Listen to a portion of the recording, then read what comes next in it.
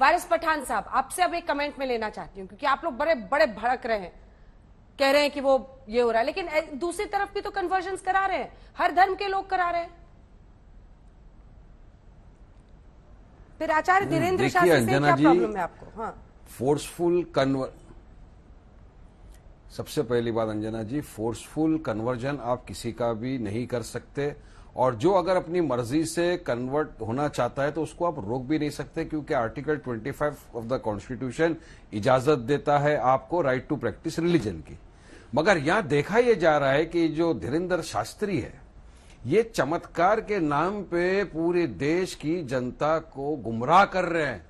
ये एक देश के अंदर अपना जो सेकुलर फैब्रिक को नष्ट कर रहा है और नफरत फैला रही है आए दिन, और कुछ इसके अंदर मिस्टेक आप लोगों की भी है अंजना जी। पहले आप ऐसे बाबाओं को अपने टीवी के माध्यम से दिखाते हो चमत्कारी, मतलब है बाबाओं को, हमने ये देखा है कि आपका क्या मतलब है वारिस पठान, आपका क्या मतलब है बाबाओं को? हर मजहब की बात कर रहा हूँ। नहीं, आप नहीं कर रहे हैं। अरे दिखाइए इनको, मौलवी साहब दिखाइए, इसका नाम पता है आपको? वारिस पठान, आपको इसका नाम पता है? ये जो बंदूक चला रहा है बच्चों वाली, ये गलत बात है सर, और आप तय नहीं करेंगे। समाज से जुड़ा हुआ ये एक बड़ा मुद्दा है, पर उसका नाम पता नहीं होगा आपको। वो क्या कर रहा है आपने खबर नहीं रखी होगी वारिस पठान। हर समाज में नहीं, मैंने सब खबर रखी है, हर समाज में ऐसे रखते तो ऐसे असामाजिक लोगों के खिलाफ आप, लेकिन अगर इस तरह के लोगों को रोका नहीं जाएगा, कैसे रोका जाएगा? मैं तो बोल रहा हूं, मैं आपके चैनल के माध्यम से बोल रहा हूं, अगर धीरेन्द्र शास्त्री जैसे लोगों को आप ग्लोरीफाई करना बंद कर दो, अपने आप रुक जाएगा। कौन ग्लोरीफाई कर रहा है? हम लोग सवाल पूछ रहे हैं। चमत्कारी बता दिया, आप चमत्कार को किसने लिखा चमत्कारी? हम तो लिख रहे हैं चमत्कार पाखंड पर लड़ाई। अरे आपने देखा नहीं, चिल्लाना बंद कीजिए अरे आपने, हमने सबने देखा अंजना जी के मिस्टर पठान, उसको बुला के मैं आपको सच्चाई बताती हूँ, आवाज नीचे कीजिए। मिस्टर पठान, मेरी बात सुनिए, आपको बताती हूँ मैं असल बात क्या है।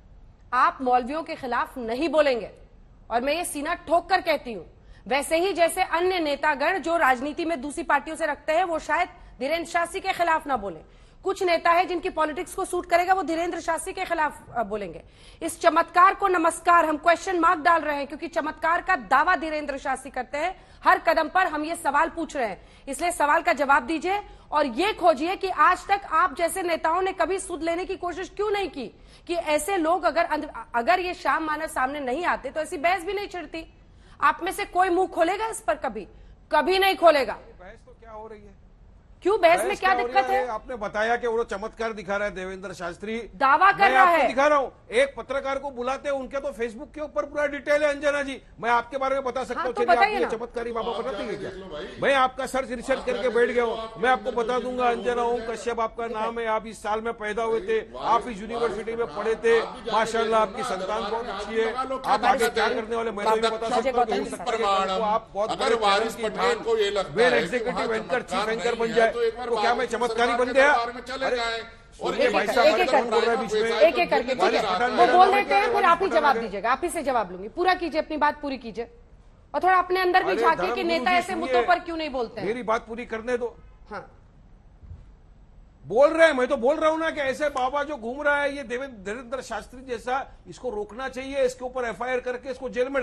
काफी हमारे हिंदू भाई भी इसके अगेंस्ट में बोल रहे हैं कि ऐसा कुछ नहीं है जो बता रहा है। एक न्यूज रिपोर्टर को बुला के उसने क्या सवाल किया, आप अपने सबने देखा ना।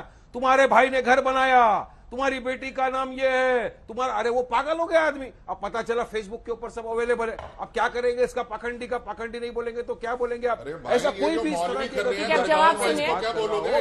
ये जो हर दरगाह पे बृहस्पतिवार के दिन, सुन तो लो ना, जवाब सुनिए, सुन तो लो वारिस पठान, जवाब तो सुन लो। हर बृहस्पतिवार के दिन जितने भी पीर दरगाह मजारों पे, अपशब्दों का इस्तेमाल किसी के लिए भी करने से बचिए, अपशब्दों का इस्तेमाल करने से बचिए। एक गंभीरता के दायरे में रहकर आप प्रश्न पूछिए, और इसीलिए हमने ये बहस रखी है, ताकि चर्चा में तो आए कि ये अंधविश्वास को बढ़ावा है या फिर वाकई धर्म। वारिस पठान की बात का इसलिए बुरा नहीं मानूंगा, जो इनके अंदर का जिन्न है ना, वो कोई भी धर्म की बात होगी तो विरुद्ध बोलेगा। अजय गौतम जी, मैं उसकी बात अजय गौतम जी, मैं सिर्फ इतना कह रहा हूँ, समागम में माइक लगाकर ये सब करने की क्या जरूरत होती है?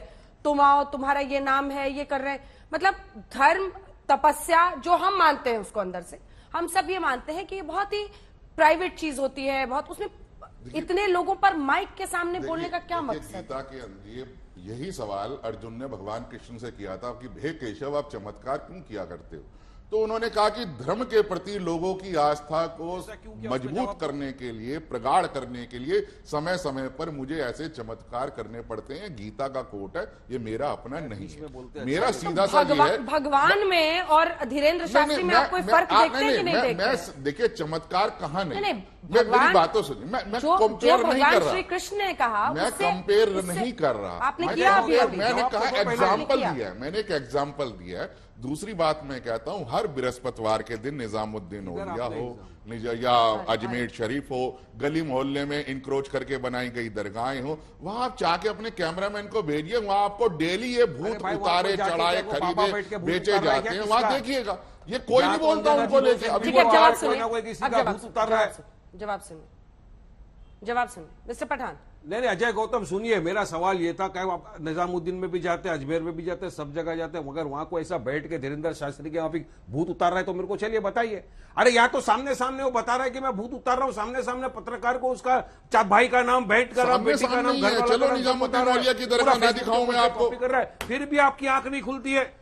फिर मैं कह रहा हूँ निजामुद्दीन औलिया की दरगाह चलो ना, जहाँ अमीर खुसरो की मजार है उसके सामने देख लो, भूत चढ़ाए उतारे जा रहे हैं। राम रहीम भी था ना, मैं कुछ कह तो रहा हूँ ना, चलो तो सही। अरे सच को स्वीकार करना सीखो बारिश पठान, ऐसे नहीं किसी दूसरे में सेलेक्टिव ओपिनियन नहीं हुआ। उसके बाद क्या हुआ, बलात्कारी हो गया, जेल में गया, फिर पैरोल पे आ गया, मगर आप नहीं बोलेंगे उसके बारे में। इसी अरे आपको मैं बता रहा हूं, राम रहीम भी इसी तरह चमत्कारी आपने बता दिया था ना, फिर क्या हुआ, बलात्कारी हो गया, उसके खिलाफ भी केस हो गए, फिर जेल में गया, अभी फिर पैरोल पे बाहर आ गया, तो उसके बारे में क्या बोलेंगे आप? चलिए बताइए। आपने बताया था ना चमत्कार कर रहे, हजारों की तादाद के अंदर लोग जमा होते हैं, वहां बैठते हैं तख्त के ऊपर। अब वो तो producer, director, actor, script writer सब कुछ बन गए थे, मगर आपने उनके खिलाफ नहीं बोला। जब तक इस चीज को रोकेंगे नहीं अजय गौतम, तब तक आपके नियम से फिर इस मौलवी को भी जेल जाना चाहिए। धीरेन्द्र शास्त्री पे चल रही है ना चर्चा, रोकिए मिस्टर पठान, आपके नियम से पाखंड का काम, इस मौलवी को भी जेल जाना चाहिए।